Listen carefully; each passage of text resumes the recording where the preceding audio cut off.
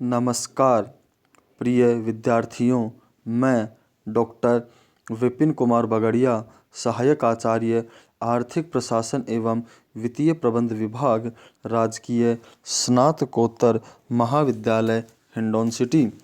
प्रिय विद्यार्थियों, पिछले वीडियो में हमने मांग का नियम तथा मांग के नियम की कमियों के परिणाम स्वरूप एक नई अवधारणा का सूत्रपात हुआ, जिसे मांग की लोच कहा जाता है, उसके बारे में अध्ययन किया।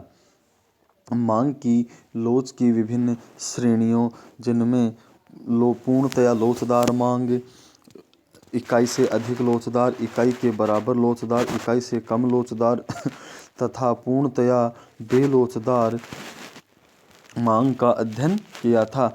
आज के इस वीडियो में हम एक छोटे टॉपिक मांग की मूल्य लोच को मापने की विधियों का अध्ययन करेंगे। मांग की मूल्य लोच को मापने की 3 विधियां हैं। प्रतिशत विधि है, मार्शल की कुल व्यय विधि है, बिंदु विधि है तथा चाप विधि है।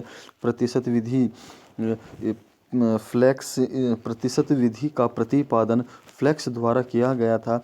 इस विधि के अनुसार मांग की लोच ज्ञात करने के लिए मूल्य परिवर्तन के कारण मांग में जितने प्रतिशत परिवर्तन होता है, उसमें मूल्य में हुए प्रतिशत परिवर्तन का भाग दे दिया जाता है।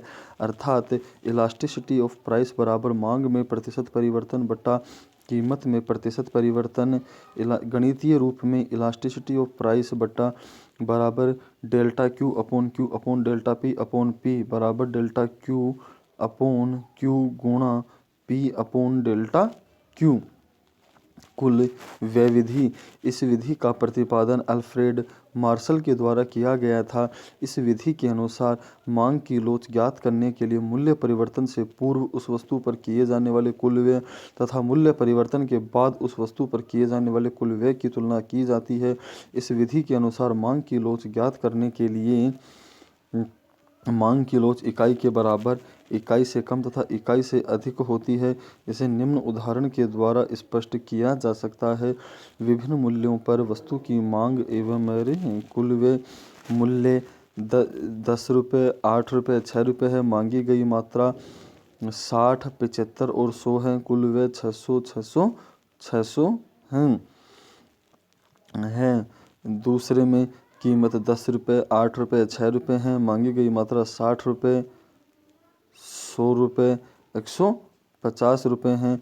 तीसरे में 10 रुपये, 8 रुपये, 6 रुपये हैं। मांगी गई मात्रा 60 हैं, 70 हैं, 80 हैं। अर्थात पहली इकाई के बराबर लोचदार है, क्योंकि मूल्य में जिस अनुपात में परिवर्तन हो रहा है, मूल्य में जिस अनुपात में परिवर्तन हो रहा है, मांगी गई मात्रा में परिवर्तन भी उसी अनुपात पे है तथा कीमत के प्रत्येक स्तर पर वस्तु पर किया जाने वाला कुल व्यय एक समान होता है। दूसरे में elasticity of price is greater than 1 में वस्तु की कीमत में होने वाले परिवर्तन की तुलना में मांग मात्रा में होने वाला परिवर्तन अधिक है। इस स्थिति में वस्तु की कीमत में वृद्धि होने पर कुल व्यय घट जाता है तथा कीमत में कमी होने पर कुल व्यय घट जाता है। तीसरी स्थिति में वस्तु की कीमत में जिस अनुपात में परिवर्तन होता है, मांग मात्रा में होने वाला परिवर्तन उस अनुपात से कम होता है। अर्थात कीमत में कमी होने पर कुल व्यय कम हो जाता है तथा कीमत में वृद्धि होने पर कुल व्यय बढ़ जाता है। इसे निम्न रेखाचित्र के माध्यम से समझा जा सकता है। वाई अक्ष पर मूल्य को लिया गया है तथा एक्स अक्ष पर कुल व्यय को लिया गया है। ऊपर वाला elasticity of price greater than 1 अर्थात इकाई से अधिक लोचदार है। जो वाई अक्ष के समानांतर है वह इकाई के बराबर लोचदार है तथा जो धनात्मक वाला है वह इकाई से कम लोचदार है। बिंदु विधि। जब किसी वस्तु के मूल्य में बहुत सूक्ष्म परिवर्तन होता है, तो ऐसी स्थिति में परिवर्तन की दर बहुत कम होने के कारण मांग रेखा के किसी बिंदु पर मांग की लोच ज्ञात करना अधिक उपयुक्त रहता है, क्योंकि मांग रेखा के विभिन्न बिंदुओं पर मांग की लोच भिन्न भिन्न होती है। मांग की लोच ज्ञात करने के लिए मांग वक्र के पर किसी बिंदु के नीचे का भाग बटे ऊपर का भाग होता है। बिंदु विधि के अनुसार इस चित्र में दर्शाया गया है। सबसे पहले elasticity of price is equal Anant, greater than 1, equal 1, less than 1 तथा इज इक्वल 0 है, अर्थात वाई अक्ष को स्पर्श करने वाला बिंदु पूर्णतया लोचदार बिंदु है तथा अक्ष को स्पर्श करने वाला बिंदु पूर्णतया बेलोचदार बिंदु है। मांग की लोच को मापने की पांचवी विधि चाप विधि है। जब किसी वस्तु के मूल्य में सूक्ष्म परिवर्तन न होकर बड़ी परिवर्तन होते हैं तब मांग रेखा के किसी बिंदु पर मांग की लोच ज्ञात करने के स्थान पर मांग रेखा के किसी चाप अर्थात आर्क की ज्ञात की जाती है। इलास्टिसिटी ऑफ प्राइस बराबर Q minus Q1 upon Q plus Q1 भाग P minus P1 upon P plus P1। मांग की लोच को निर्धारित करने वाले घटक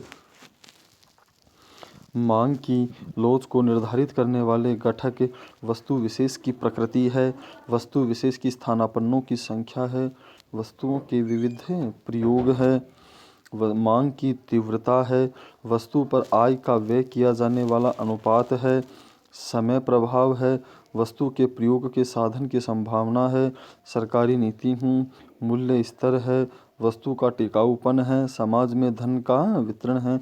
ये सभी घटक हैं जो मांग की लोच को प्रभावित करते हैं। इन घटकों के आधार पर ही यह निर्धारित होता है कि किसी वस्तु की मांग इकाई लोचदार है या इकाई से अधिक लोचदार है या इकाई से कम लोचदार है। विद्यार्थियों इनमें से जैसे वस्तु की प्रकृति का अध्ययन करेंगे तो जो आरामदायक वस्तुएं होती हैं उनकी मांग की लोच इकाई के बराबर होती है। विलासिता की वस्तुओं की मांग की लोच इकाई से अधिक होती हैं, जबकि अनिवार्य वस्तुओं की मांग की लोच इकाई से कम होती हैं। अर्थात पंखा एक अनिवार्य वस्तु है, कूलर एक आरामदायक वस्तु है तथा एसी एक विलासितापूर्ण वस्तु है। दूसरा है वस्तु विशेष के स्थानापन्नों की संख्या। यदि किसी वस्तु के स्थानापन्न उपलब्ध हैं तो उस वस्तु की कीमत में बहुत कम परिवर्तन होने पर बहुत ज़्यादा मांग मात्रा में परिवर्तन होता है। अर्थात स्थानापन्न उपलब्ध होने पर उसकी वह अधिक लोचदार होगी तथा स्थानापन्न उपलब्ध नहीं होने पर वह कम लोचदार होगी, क्योंकि उपभोक्ताओं के पास किसी भी प्रकार का विकल्प नहीं रहता है। वस्तु के विविध प्रयोग। यदि किसी वस्तु के विविध प्रयोग संभव है तो कीमत में बहुत कम परिवर्तन होने पर भी उसकी मांग मात्रा में बहुत ज़्यादा प्रभाव पड़ता है तथा विविध प्रयोग नहीं होने पर उसके केवल अनिवार्य प्रयोग ही रह जाते हैं, अर्थात वह केवल बेलोचदार ही रह जाएगी। वस्तु पर आय का व्यय किया जाने वाला अनुपात। एक उपभोक्ता किसी वस्तु पर अपनी आय का कितना भाग व्यय करता है यह भी उस बात पर निर्भर करता है। यदि वस्तु की कीमत में परिवर्तन होने पर भी किया जाने वाला व्यय एक समान है तो elasticity of price is equal 1 होगी। यदि कीमत में कमी होने पर किया जाने वाला व्यय बढ़ जाता है तथा कीमत में कमी होने पर किया जाने वाला व्यय घट जाता है तो वह इलास्टिसिटी ऑफ ग्रेटर देन 1 अर्थात वह इकाई से अधिक लोचदार होगी। जबकि कीमत में कमी होने पर किया जाने वाला कुल व्यय घट जाता है तथा कीमत में वृद्धि होने पर किया जाने वाला कुल व्यय बढ़ जाता है तो वह इकाई से कम लोचदार होगी। इस प्रकार वस्तु पर किया जाने वाला व्यय भी निर्धारित करता है। समय प्रभाव भी निर्धारित करता है कि किस समय में किस वस्तु की आवश्यकता है। संयुक्त मांग, चाहे वह पूरक वस्तुओं की मांग हो, पेन एवं स्याही, कार एवं पेट्रोल की मांग भी निर्धारित करती है कि वह किस तरह की मांग होगी। जैसे कार की कीमत में कमी होने पर पेट्रोल की मांग मात्रा बढ़ जाती है, क्योंकि कार की कीमत में कमी होने पर लोग कार की अधिक मात्रा खरीदेंगे, कार की अधिक मात्रा में पेट्रोल की खपत अधिक होगी। इस प्रकार कार की कीमत कम होने पर पेट्रोल की मांग मात्रा बढ़ जाती है। अतः पूरक वस्तुएं भी मांग की लोच के निर्धारक घटक है। समाज में धन का वितरण।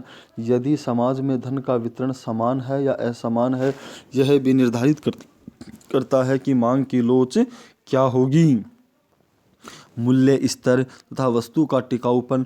जो वस्तुएं अधिक टिकाऊ होती हैं उनका और जो वस्तुएं कम टिकाऊ होती हैं वो भी मांग की लोच को प्रभावित करती हैं। टिकाऊ उपभोक्ता वस्तुएं बेलोचदार मांग की होती हैं क्योंकि उन्हें केवल एक बार ही क्रय किया जाता है। अगर जिस टिकाऊ वस्तु को हमने आज क्रय किया और उसकी कीमत में यदि कमी हो जाती तो उसकी मांग मात्रा अधिक क्रय नहीं की जाती क्योंकि वस्तुएं टिकाऊ है। जबकि अटिकाऊ या कम टिकाऊ वस्तुओं को बारंबार आवश्यकता होती है, इसलिए वे अधिक लोचदार होती है कि उनका कीमत में परिवर्तन से उनकी मांग मात्रा पर अत्यधिक प्रभाव पड़ता है। प्रिय विद्यार्थियों, इस प्रकार हमने मांग की लोच को मापने की विभिन्न विधियों तथा मांग की लोच को प्रभावित करने वाले कारकों के बारे में आज अध्ययन किया है। धन्यवाद विद्यार्थियों।